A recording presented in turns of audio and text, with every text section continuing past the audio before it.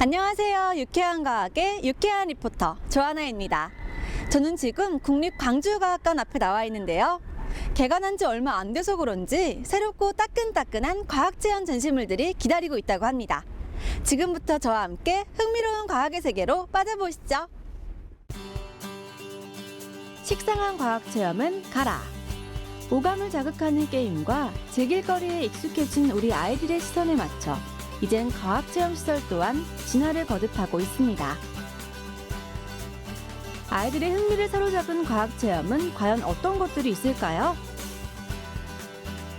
원리가 머릿속으로 쏙쏙 들어오는 특별한 그곳으로 지금 가보겠습니다.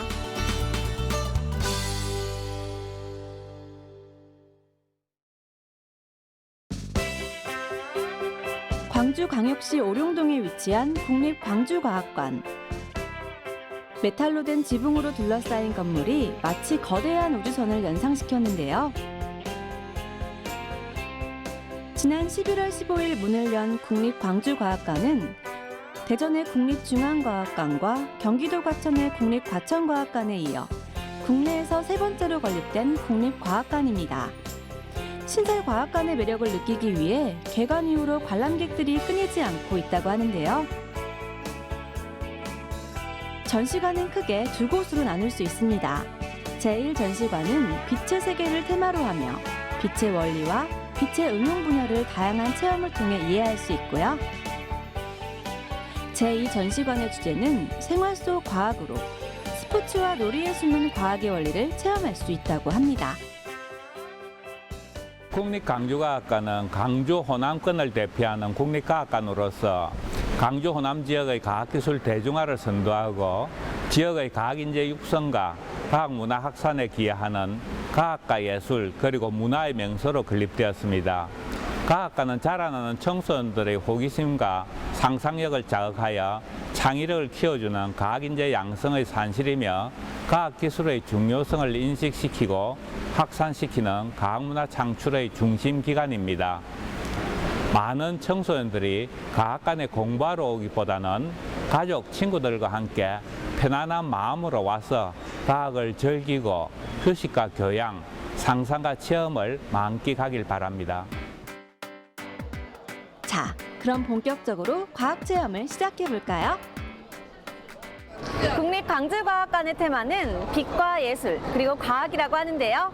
먼저 빛의 세계로 들어가 보겠습니다.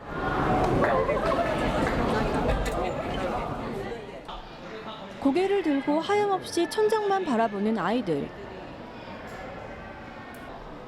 이들의 손에는 커다란 거울이 들려있고 머리 위에는 몇 개의 조명이 켜져 있습니다.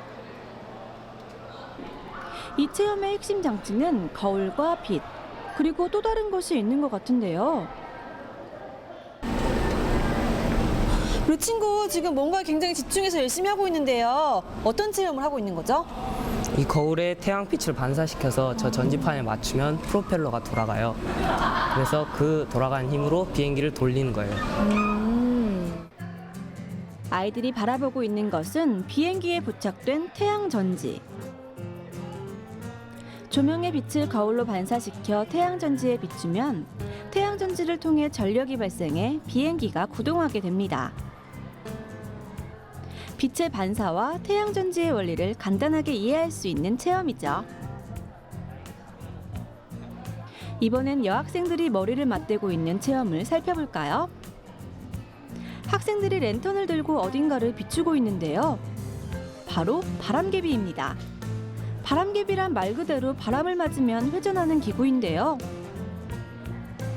유리부스 안엔 바람이 나오는 구멍이 전혀 없습니다. 그런데 신기하게도 학생들이 빛을 비추자 멈춰있던 바람개비가 움직이기 시작하는데요. 빛으로 도는 바람개비, 원리가 궁금하시죠?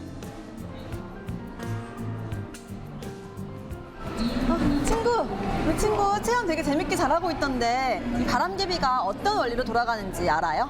바람개비 보면 검은색하고 흰색으로 되어 있는데요. 검은색은 빛을 흡수하고 흰색은 그 빛을 반사해서 그 사이의 공기 압력으로 바람개비가 돌아가게 돼 있어요. 빛으로 돌아가는 바람개비에는 라디오미터의 원리가 숨어 있는데요. 라디오미터란 빛 에너지를 회전 에너지로 바꿔주는 장치로 복사계의 용도로 사용됩니다. 진공 유리 상자 안에 운모 조각을 잘라 만든 풍차 형태의 바람개비를 넣은 다음 날개의 한쪽 면은 하얗게, 반대쪽 면은 검게 만들어줍니다. 여기에 빛을 비추면 검은 면은 빛의 입자를 흡수하고 흰 면은 반사하는데요. 이에 따라 검은 면이 흰 면보다 열을 더 흡수해 상대적으로 뜨거워지게 됩니다. 이곳에선 백열등과 형광등, LED를 한눈에 비교할 수 있는데요.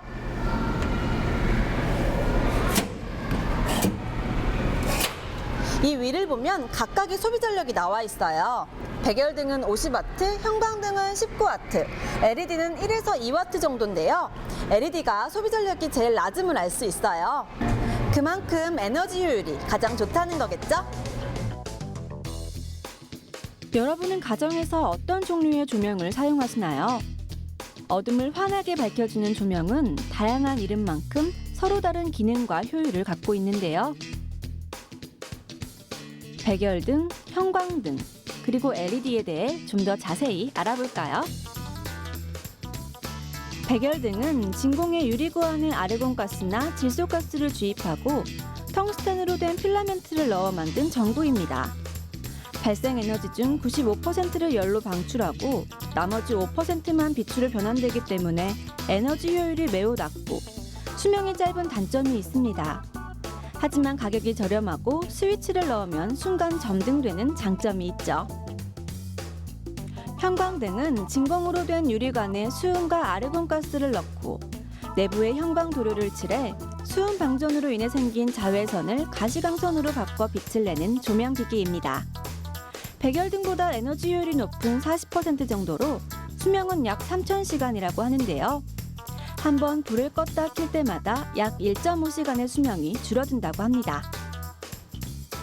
마지막으로 LED는 발광 다이오드의 약자로 반도체 소자에 첨가한 미량의 화학 첨가물이 전류를 전도해 빛을 내는 기기입니다. 전기 에너지를 빛 에너지로 전환하는 효율이 높아 최고 90%까지 에너지를 절감할 수 있고요. 내부 물질에 따라 다양한 빛의 파장이 나타나기 때문에 식물 공장이나 디스플레이 산업 등 분야에 따라 맞춤 사용이 가능하다는 장점이 있습니다. 하지만 구입 비용이 다른 조명기기에 비해 비싼 것이 단점이라고 하네요. 이번엔 꼬마 아가씨들이 모여있는 곳으로 가볼까요? 아무것도 없는 공간인데 뭔가를 계속 만지려고 하는 친구들. 가까이 다가가 살펴보니 수도꼭지가 있습니다. 분명 눈에는 보이는데 손에는 잡히지 않는 수도꼭지. 꼬마 친구들은 이 신기한 현상의 원리를 알고 있을까요? 이게 거울이 안에 있고 빛이 반사되니까 위로 튀어나온 것처럼 보이는 것 같아요. 이외에도 빛과 센서로 나만의 음악도 만들어보고 빛을 통해 소리의 크고 작은 움직임까지 눈으로 확인할 수 있었는데요. 빛이라는 소재가 과학뿐만 아니라 문화, 예술 등 우리 생활 속 다양한 분야에서 활용될 수 있다는 것을 느낄 수 있었습니다. 이제 국립광주과학관의 제2전시관으로 가보겠습니다. 이곳은 스포츠에 깃든 과학을 체험할 수 있는 곳인데요. 겨울 스포츠를 신나게 즐기고 있는 친구들. 모니터 속 캐릭터가 똑같이 움직이며 스키장을 누비는데요. 양발을 보드에 고정시키기 때문에 두려움이 앞서는 스노우보드. 보드판과 눈의 마찰력을 높여 속도를 내는 스포츠인 만큼 아이들이 직접 도전하기엔 위험성이 따르는데요. 자세와 기술을 게임하듯 연습한다면 새로운 스포츠를 시작하기에 도움이 되지 않을까요? 평소엔 볼을 타본 적이 없는데 여기서 탈 수 있어서 좋은 것 같아요. 실내에서 하늘을 나는 소년이 나타났습니다. 많이 재밌어요? 네, 이거 재밌. 또 한다. 아이가 잡고 있는 건 행글라이더의 컨트롤바인데요. 기류를 이용해 비행하는 행글라이딩은 바람의 양력을 받아 떠오르며 조종자의 무게중심에 따라 방향과 속도를 조절할 수 있는 항공 레포츠입니다. 바람의 힘을 어떻게 활용하느냐는 조종하는 사람의 움직임에 달려있는데요. 아이들은 시뮬레이터를 통해 행글라이딩의 원리를 이론보다 먼저 몸으로 습득합니다. 육지와 하늘을 누볐으니 이젠 바다로 떠나볼까요? 요트 조정에 나선 친구 발견. 망망대해 한복판을 가로지르듯 진지하게 요트를 컨트롤하는데요. 지금의 기분을 들어볼까요? 그 배는 재밌었는데 다음에 또 해보고 싶고 좀 아쉬운 느낌이 들었어요. 왜 아쉬운 느낌이 들었어요? 조종하기가 좀 힘들고 무거웠고 움직이기가 힘들었었어요. 빙글빙글 한 자리에서 돌기만 하는 체험도 있었는데요. 놀이기구는 아니고 보기만 해도 어지러운 이 기구. 어떤 스포츠를 체험할 수 있는 걸까요? 여러분은 짐작이 가시나요? 털것 같은 거거든요. 네, 바로 빙상 위의 꽃, 피겨스케이팅입니다. 아름다운 피겨스케이팅 경기 내용 중에서도 단연 돋보이는 건 스핀 연기가 아닐까 싶은데요. 한 다리로 제자리에서 돌면서 점점 속도를 빠르게 회전하는 동작. 스핀 속엔 각 운동량 보존 법칙이 존재한다고 합니다. 회전하는 물체는 자신의 회전력을 보존하려는 힘, 즉 각 운동량을 지니고 있습니다.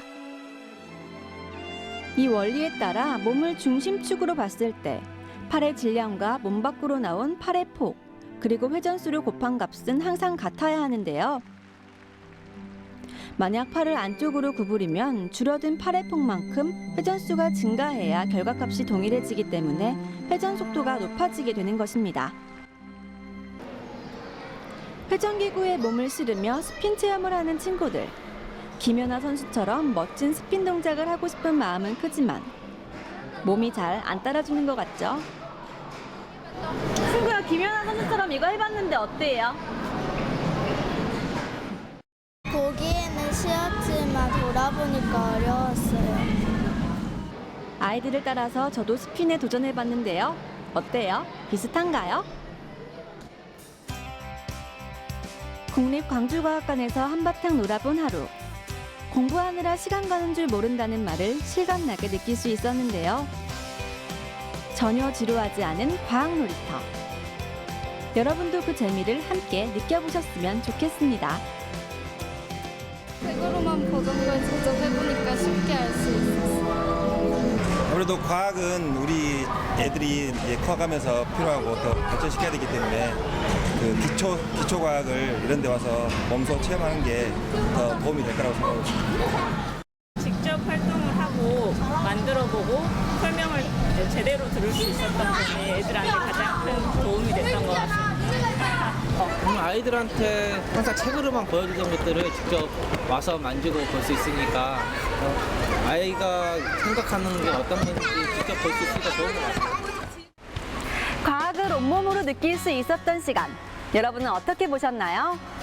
우리 아이들의 창의력과 상상력을 자극하기 위한 방법을 찾지 못한 분들이라면 과학관을 찾아가 보세요. 가족과 함께 공부와 놀이, 그리고 특별한 추억까지 동시에 얻을 수 있을 것입니다.